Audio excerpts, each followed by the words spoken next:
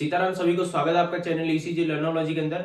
आज अपन पढ़ने वाले हैं एसटी सेगमेंट के बारे में। इससे पहले अपने टॉपिक कवर हो चुके थे। लास्ट अब जो है सेगमेंट अपना टॉपिक रह रहा है, तो सेगमेंट अपन आज से स्टार्ट करेंगे, जिसमें पहला है एसटी सेगमेंट। इंपॉर्टेंट टॉपिक है, ध्यान से आपको पढ़ना है, क्योंकि इसका जो है बहुत ज्यादा रोल है ईसीजी के अंदर एसटी सेगमेंट का। एसटी सेगमेंट अपन मेनली जो है मायोकार्डियल डिजीज को इंडिकेट देखने के लिए, या मायोकार्डियल डिजीज या फिर और भी ऐसी कार्डियक कंडीशंस होती है जैसे मायोकार्डियल इस्कीमिया, ऐसी कंडीशंस को देखने के लिए अपने एसटी सेगमेंट को देखते हैं, इसलिए ये इंपॉर्टेंट होता है, आपको ध्यान से देखना है। नॉर्मल एसटी सेगमेंट आज अपन पढ़ेंगे, एबनॉर्मलिटीज जो है इसकी बाद में पढ़ेंगे। आज अपन नॉर्मल एसटी सेगमेंट के बारे में देखते हैं। देखिए, जो एसटी सेगमेंट होता है, एसटी सेगमेंट होता है क्या है, आपने स्टार्टिंग में पढ़ा था पी वेव, ठीक है। देन उसके बाद में क्यू आर और S, Q R S complex. Then Q R S complex के एंड होने के बाद में आपने पढ़ी थी टी वेव, ठीक है। तो P Q R S and T, and then एक और वेव पढ़ी थी यू, ठीक है। ये तो आपने वेव्स पढ़ी थी। वेव्स के पढ़ने के बाद में दो इंटरवल पढ़े थे आपने, एक था पी आर इंटरवल, एक था क्यू टी इंटरवल, ठीक है। पी आर इंटरवल क्या होता है, टी की बिगनिंग से लेके क्यू आर एस की बिगनिंग तक का time P R interval, Q की बिगनिंग से लेके टी की एंड तक का टाइम क्यू टी इंटरवल। आज अपन पढ़ने वाले हैं सेगमेंट। अब सेगमेंट होता क्या, देखो सेगमेंट क्या होता है, दो वेव्स के बीच का टाइम या दो वेव्स के बीच का ड्यूरेशन, या फिर कह सकते हो दो वेव्स के बीच का जो है लेंथ या फिर टाइम या ड्यूरेशन, जो भी आप कहना चाहो। कि जैसे ये क्यूआरएस कॉम्प्लेक्स बन गया, क्यूआरएस कॉम्प्लेक्स के बनने के बाद में ये टी वेव बन रही है, तो जो एस वेव है, एस वेव का एंड कहां हो रहा है, इस पॉइंट पे, एंड टी वेव की बिगनिंग कहां हो रही है, इस पॉइंट पे। तो इन दोनों के बीच का जो ड्यूरेशन है वो क्या कहलाता है, एस टी सेगमेंट। कहने का मतलब दो वेव्स के बीच का इंटरवल क्या कहलाता है, सेगमेंट कहलाता है। आई बात समझ में। तो अब यहां पे देखना है कि एसटी सेगमेंट जो होता है वो बन क्यों रहा है, किस वजह से बना, वो देखिए। पीवे बनती है एट्रियल डीपोलराइजेशन से, ठीक है। क्यूआरएस कॉम्प्लेक्स बनता है वेंट्रिकुलर डीपोलराइजेशन से। अब वेंट्रिकल जब डीपोलराइज हो जाते हैं, ठीक है, तो इस पॉइंट पे जाके वेंट्रिकुलर डीपोलराइज हो गए, इसका मतलब कंप्लीट हो गए। जो हार्ट है, हार्ट का जो वेंट्रिकल्स है, ये दोनों वेंट्रिकल्स डीपोलराइज हो गए। होने के बाद में अब टी वेव जब बनती, कब बनती है, जब वेंट्रिकल रीपोलराइज होते हैं। कहने का मतलब एग्जांपल लीजिए कि हार्ट ने कॉन्ट्रैक्शन किया, ठीक है, ये डीपोलराइज हो गया, और देन उसके बाद में वो रिलैक्स हो रहा है। तो जब कॉन्ट्रैक्ट कर रहा है तब अपना बन रहा है क्यूआरएस कॉम्प्लेक्स, और जब वो रिलैक्स कर रहा है तब बन रही टी वेव, ठीक है। तो कॉन्ट्रैक्शन खत्म होने के बाद में और रिलैक्सेशन स्टार्ट होने के जो बीच का जो टाइम है, देखो क्यूआरएस कॉम्प्लेक्स जो है वो बनता है वेंट्रिकल के डीपोलराइजेशन की वजह से, और टीवे बनती है वेंट्रिकुलर के रीपोलराइजेशन की वजह से। तो वेंट्रिकल डीपोलराइजेशन के एंड होने के बाद में और वेंट्रिकल रीपोलराइजेशन के बिगिनिंग होने से पहले तक का जो इंटरवल है वो क्या कहलाता है, एसटी सेगमेंट, ठीक है। क्या कहलाता है, एसटी सेगमेंट। या देखो, the ST segment shows the end represent the time between end of ventricular depolarization. Ventricle के डीपोलराइजेशन के एंड से लेके वेंट्रिकल रीपोलराइजेशन की बिगिनिंग तक का जो टाइम होता है वो कौन बताता है, अपना एसटी सेगमेंट बताता है, ठीक है। वो रिप्रेजेंट कौन करता है, एसटी सेगमेंट रिप्रेजेंट करता है। अब एक चीज और देखने की है कि जब आप ये देखो P Q R S and T, तो जहां पे क्यू आर एस एंड हो रहा है इस पॉइंट पे, इस पॉइंट को अपन कहते हैं जे पॉइंट। क्या कहते हैं, जे पॉइंट, ठीक है। तो अपन क्या कह सकते हैं, एसटी सेगमेंट कहां से बिगिन होता है, उसकी बिगिनिंग कहां से होती है, जे पॉइंट से होती है, ठीक है। अब आगे देखिए, The ST segment measure from the end of the QRS complex to the beginning of the T wave। कहां से मेजर कर रहे हैं, QRS कॉम्प्लेक्स के एंड से लेके T wave की बिगिनिंग तक का टाइम क्या कहलाता है, ST सेगमेंट, ठीक है। देन उसके बाद में देखिए, it represent the early part of the repolarization of the right ventricle and left ventricle. इस टाइम पे, इस पार्ट में क्या होता है कि वेंट्रिकल्स जो है रिपोलराइजेशन करना स्टार्ट कर देते हैं, मतलब अभी तक उन्होंने स्टार्ट किया नहीं है, मतलब स्टार्ट होने वाली फेज में है अभी वो, ठीक है। तो ये किसको, अर्ली रिपोलराइजेशन को इंडिकेट करते हैं।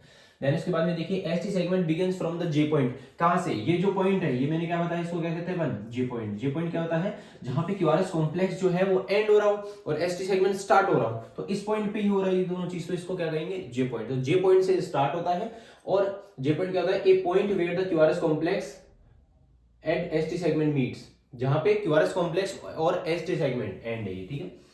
क्यूआरएस कॉम्प्लेक्स और एसटी सेगमेंट जिस पॉइंट पे मिलते हैं उसको अपन क्या कहते हैं, एसटी सेगमेंट कहते हैं। नेक्स्ट देखिए, the ST segment is considered as elevated if the segment is above the baseline और बिलो द बेसलाइन। अब देखिए, आपको एक इंपॉर्टेंट बात बतानी है, एसटी सेगमेंट का रोल कैसे इंपॉर्टेंट है।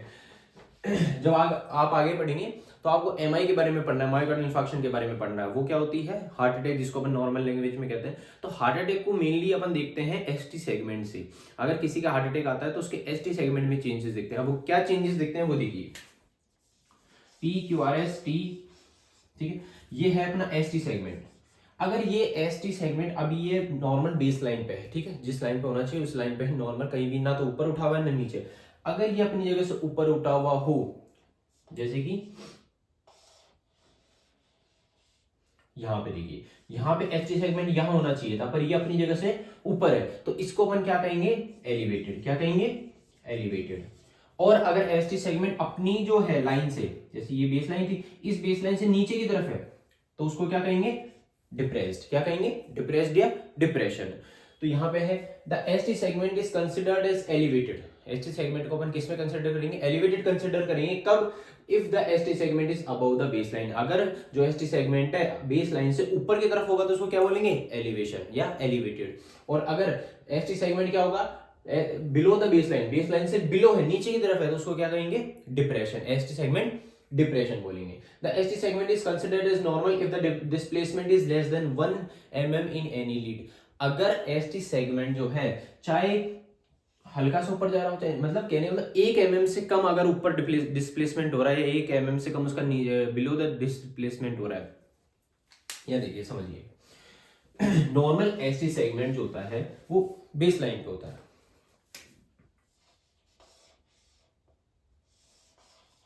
ये है अपना एसटी सेगमेंट, ये भी बेस लाइन पे है, तो इसको अपन क्या कहेंगे? नॉर्मल कहेंगे।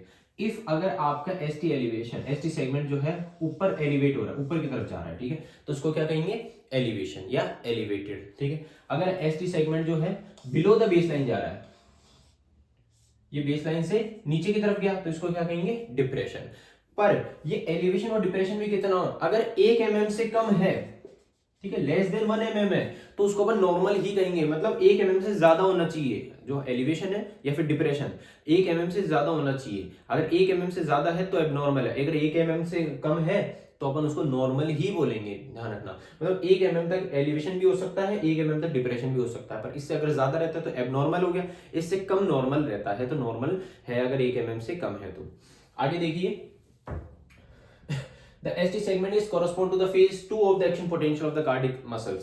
देखिए, जब आपने एक्शन पोटेंशियल पढ़ा था तो उसमें एक चीज पढ़ी थी, ये है फेज 4, देन फेज 0। इस टाइम पे वेंट्रिकल्स क्या करते हैं? डीपोलराइजेशन करते हैं। देन उसके बाद में phase 1, then phase 2 and then phase 3। तो ये जो फेज 3 ये क्या करती है? वेंट्रिकुलर के डीपोलराइजेशन की वजह से, और ये वेंट्रिकुलर के डीपोलराइजेशन की वजह से, उनमें से जो एक फेज आ रही है रेस्टिंग फेज, ये फेज क्या कहलाती है? एसटी सेगमेंट कहलाती है। ठीक है, क्योंकि इस टाइम पे वेंट्रिकल डीपोलराइज कर चुके हैं और यहाँ पे वेंट्रिकल डीपोलराइज करना स्टार्ट होंगे, तो इन दोनों के बीच का जो टाइम है वो कौन सी फेज है? फेज 2। तो वो क्या कहलाती है? एसटी सेगमेंट कहलाती है, मतलब उससे सिमिलर होती है एक्शन पोटेंशियल के अंदर। अब आगे देखिए किसकी क्या क्या कैरेक्टरिस्टिक्स है। तो एसटी सेगमेंट जो नॉर्मल है, एसटी सेगमेंट नॉर्मल क्या होता है? फ्लैट या आइसोलेट्रिक लाइन पे होता है, बिल्कुल स्ट्रेट लाइन पे होता है, और नॉर्मल फ्लैट होता है नॉर्मल पेशेंट के अंदर। नेक्स्ट देखिए, it begin from the end of the QRS complex. QRS complex के एंड से स्टार्ट होता है ये, और जो टी वेव है उसकी स्टार्टिंग से बिगिनिंग तक ये होता है, मतलब क्यूआरएस कॉम्प्लेक्स से एंड से लेके जो टी वेव की स्टार्टिंग हो रही है वहां तक का जो इंटरवल या टाइम है वो एसटी सेगमेंट कहलाता है। नेक्स्ट देखिए, इन प्रिकॉर्डियलिस, मतलब प्रिकॉर्डियलिस चेस्ट लीड्स के अंदर ST segment elevation is not normally more than 1 to 2 mm। यानी मतलब आप जब लीड्स देखोगे तो चेस्ट लीड्स होती है कुछ प्रिकॉर्डियल, जिनको प्रिकॉर्डियल लीड्स कहते हैं, कुछ लिम्ब लीड्स होती है। जो चेस्ट लीड्स होती है उनके अंदर कितना होना चाहिए? अगर 2 mm से कम है, 2 mm से कम, चाहे एलिवेशन हो चाहे डिप्रेशन, 2 mm से कम है तो अपन उसको नॉर्मल बोलेंगे। पर उसके लिए भी कुछ कंडीशंस होगी, जब अपन एबनॉर्मलिटीज पढ़ेंगे तब अपन पढ़ेंगे। अभी आपको ध्यान रखना है कि 2 mm से कम अगर चेस्ट लीड्स के अंदर है तो उसको नॉर्मल बोलेंगे, और 1 mm से कम अगर लिम्ब लीड्स के अंदर है तो उसको अपन नॉर्मल बोलेंगे। मतलब लिम्ब लीड्स के अंदर कितना होना चाहिए? लेस देन 1 mm, और चेस्ट लीड्स के अंदर लेस देन 2 mm। ठीक है, आगे देखिए, The in limits the ST segment elevation और depression not more normally more than 1 mm, मतलब 1 mm से ज्यादा नहीं होना चाहिए। The ST segment elevation और depression more than 2 mm indicate myocardial disease। अगर ST elevation या depression 2 mm से ज्यादा आ रहा है अगर किसी भी लीड्स के अंदर, मान लो चेस्ट लीड्स के अंदर, या 2 mm से ज्यादा चेस्ट लीड्स के अंदर या लिम्ब लीड्स के अंदर, तो किसको इंडिकेट कर रहा है? Myocardial disease. कहने का मतलब मायोकार्डियम जो है अपनी उसके अंदर डिजीज हो गई है। और नॉर्मल ड्यूरेशन अगर देखा जाए एसटी सेगमेंट का तो कितना होता है 0.08 टू 0.12 सेकंड इसका नॉर्मल ड्यूरेशन होता है। बाकी इसका नॉर्मल ड्यूरेशन ऐसा कोई फिक्स है नहीं, तो अपन इसको काउंट नहीं करते, पर ये बुक में लिखा हुआ है इसलिए मैंने आपको बताया। बाकी आपको ध्यान इसमें रखने की चीज़ क्या है, इसका ड्यूरेशन मैटर नहीं करता, इसका जो एम्पलीट्यूड है वो मैटर करता है कि इसकी हाइट जो है वो एलिवेट हो रही है या डिप्रेस्ड हो रही है, वो नॉर्मल चीज़ अपन को ध्यान रखनी है। तो यहाँ पे देखिए the duration of the ST segment जो है नॉर्मल 0.08 से 0.12 सेकंड ये होता है, नॉर्मल इसकी बात है। नेक्स्ट देखिए द एसटी सेगमेंट शोज और represent the time of between end of the ventricle depolarization to the beginning of the ventricle depolarization. भाई जो एसटी सेगमेंट है वो किस उस टाइम को रिप्रेजेंट करता है वेंट्रिकल डीपोलराइजेशन के एंड होने से, ठीक है, वेंट्रिकल डीपोलराइजेशन के बिगिनिंग होने तक का टाइम क्या कहलाता है, एसटी सेगमेंट होता है, वो रिप्रेजेंट करता है। Most important cause of ST segment abnormality, अगर एसटी सेगमेंट के अंदर एबनॉर्मलिटी आ रही है तो उसका सबसे मेन कारण जो है वो क्या है, चाहे वो डिप्रेशन आ रहा हो चाहे एलिवेशन आ रहा हो, उसका सबसे मेन कारण है मायोकार्डियल इस्कीमिया या मायोकार्डियल इन्फार्क्शन। अगर डिप्रेशन आता है तो मेनली किसको इंडिकेट करता है, मायोकार्डियल इस्कीमिया, कहने का मतलब अपनी मायोकार्डियम जो है उसको प्रॉपर ब्लड सप्लाई नहीं मिल पा रही। अब वो नहीं मिल पा रही किस वजह से, कोई ब्लॉकेज हो सकता है, हाफ ब्लॉकेज हो सकता है जिस वजह से, और अगर डिप्रेशन आ रहा है या एलिवेशन आ रहा है, सॉरी अगर एलिवेशन आ रहा है इसी के अंदर एसटी सेगमेंट, तो उसका क्या इंडिकेट हो रहा है कि वो मायोकार्डियल इन्फार्क्शन हो सकता है, पेशेंट के हार्ट अटैक हो सकता है या हो सकता है, क्योंकि मेनली जो है एसटी सेगमेंट को अपन किस लिए देखते हैं, मायोकार्डियल डिजीज को देखने के लिए ही देखते हैं। तो आपको यहाँ पे समझ में आया होगा कि एसटी सेगमेंट कितना इंपॉर्टेंट है। 5 नंबर या 10 नंबर में अगर क्वेश्चन आता है तो नॉर्मल चीज़ आपको इनके बारे में ध्यान रखनी है, ये पेपर में करना है। अगर कोई भी आपको डाउट आता है इस टॉपिक से रिलेटेड आप कमेंट सेक्शन में पूछ सकते हैं। Thank you for watching, follow for more content.